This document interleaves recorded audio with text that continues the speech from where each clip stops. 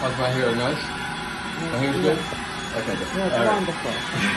So this is the dusting brush, and it's designed for dusting tables, furniture, fans. We just finished doing the fan.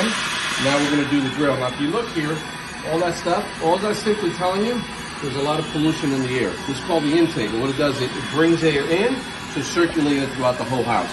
So this is an indicator there's a lot of pollution in the air, which means that's what you're breathing. Look how effortless it pulls it out. It's like child's play. Look at this. Walk in the park. Have the ice cream and eat it too. Look. It's not even like you're doing anything, but you can clearly see that it is pulling all the pollution. So what's happening is dry dust sticks to dry dust. And that's how that you got all that stuff all in there. Wow. Got a brand new grill. Okay. And when you're done, you just suck the dirt right into it. You want me to do half the grill, or you want me to do the whole grill for you? The whole grill. That's right, I like it. Course. Come on, Angel. Hook me up. Yeah, this is beautiful. Look, I'm breathing clean air, you're breathing clean air as we're actually doing it because the dust is going into the water.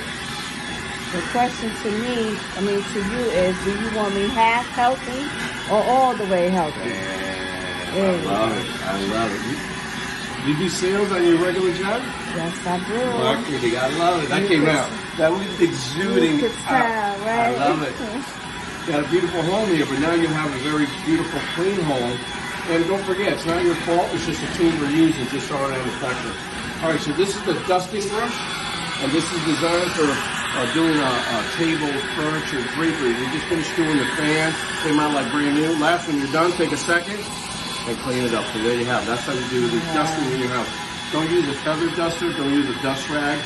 When you use a regular vacuum, it sucks it in and it blows it through the back. This will suck it into the water. And if you can put the camera on the water so you can show them.